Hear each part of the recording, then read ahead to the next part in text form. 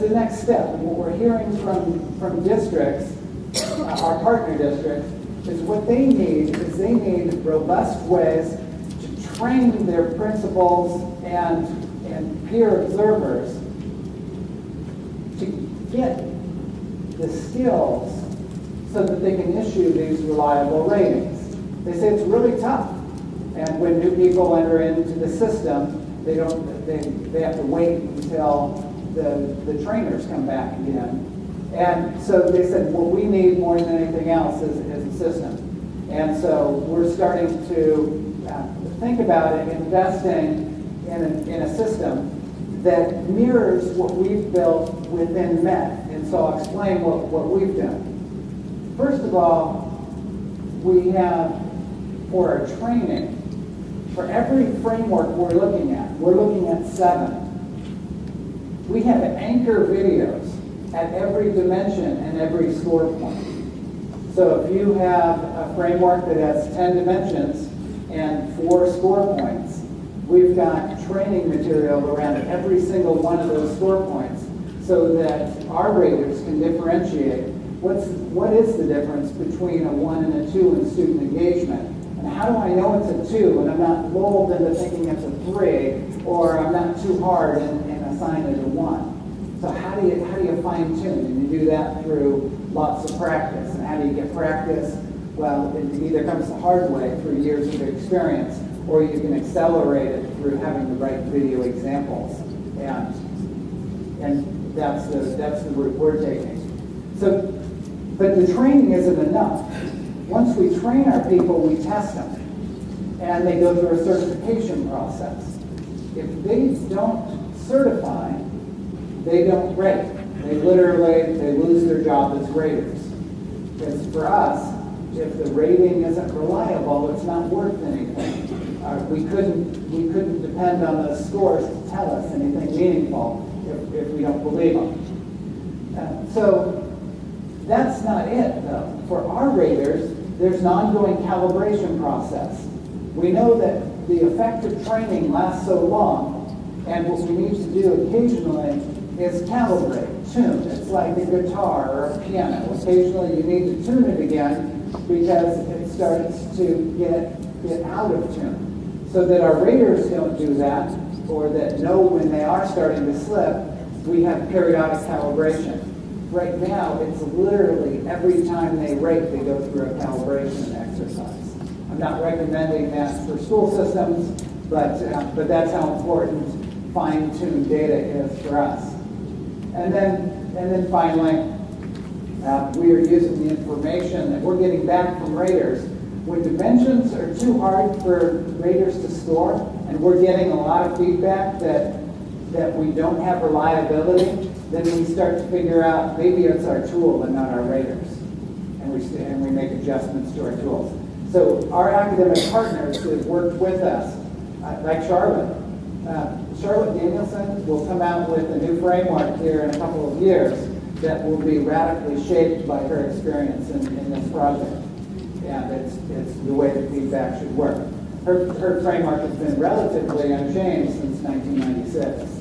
And so just to give you a sense of, if we're not making changes within our partnership, then gosh, we shouldn't expect you to make changes. So we're trying to demonstrate that as well. Feedback is critical.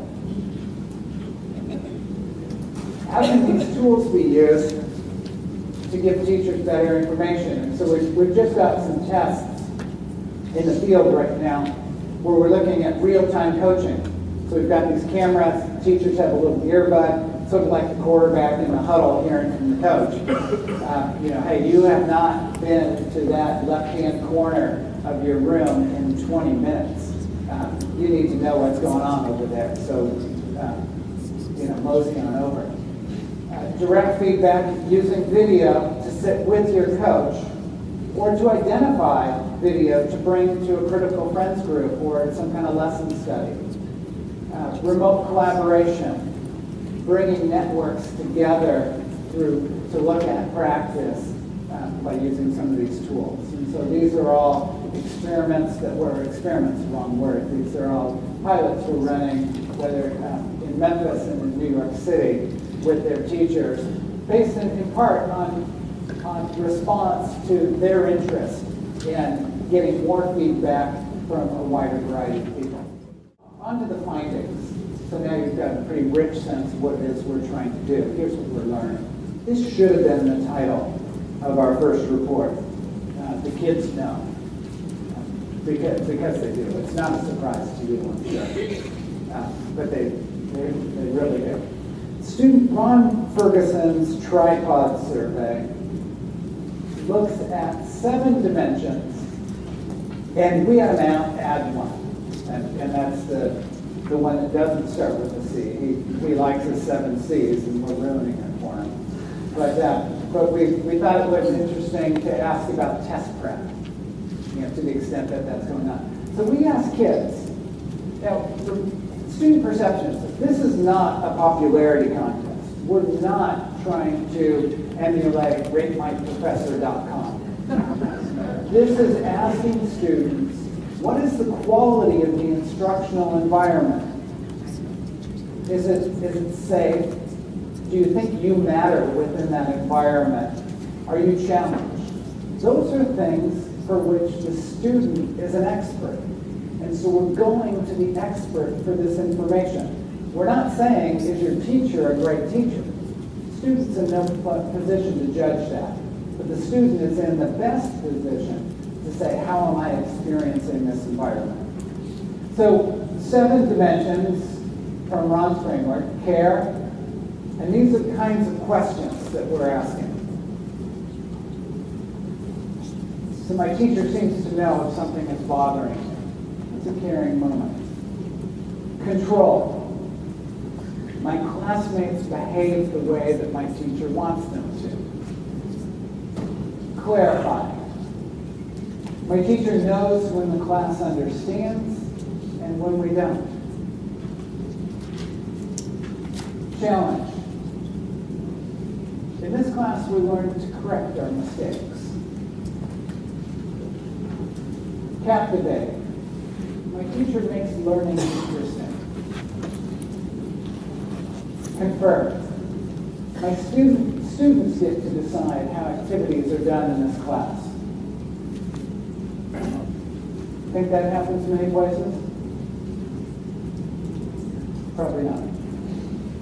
The comments consolidate. The comments that I get to work, that I get on my work in this class helps me to understand and to improve. So these are the kinds of things that we're asking kids. And then finally, we've added these questions around test prep. I've learned a lot this year about the state test. Which you think are the most powerful predictors of student performance? What we found in terms of these items were that kids were telling us the truth.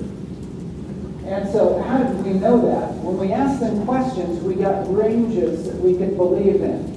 So I'm just going to show you one quick example from this, but this analysis is looking at the middle 50% of classrooms. So if you ask, so take this question, which I highlight on purpose. Students get to decide how activities are done in this class. So here, the middle 50% of classes, at the 25th percentile of classes, we're saying 5% of the students in that class were saying, yeah, it happens here. And way over at the 75th percentile of the classes, 20% of their students were saying that it happens here. So relatively infrequent activity in classes, which helped signal to us, because we seldom see it, that the kids are telling the truth. So it gave us some confidence in the data. The answers to the earlier question, control and challenge, ended up being the 2 dimensions that were most predictive of student performance, and these were the top 5 predictive items. So, number 1, students in this class treat the teacher with respect. I kind of like that that's at the top. That's a good thing. I want my kids, my own kids, to be there too. My classmates behave the way my teacher wants them to, or class stays busy and doesn't waste time. Those kinds of things make sense. And then challenge, we learn a lot and we correct our mistakes. Kids need feedback too. Test prep, the two lowest items on the entire list. Now they were still mildly positively correlated with student performance. So they weren't negatively, they weren't doing harm to kids. But they didn't have nearly as much weight that they were carrying as these other items.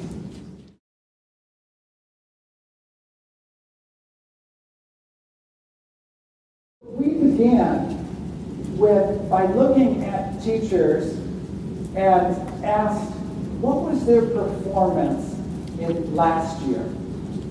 And we ranked teachers according to their distribution of student performance. So we did a value-added measure in 2008-9 before we looked at their 2009-10 data. So here's the analogy. It's as if we flipped a coin and we said, heads or tails?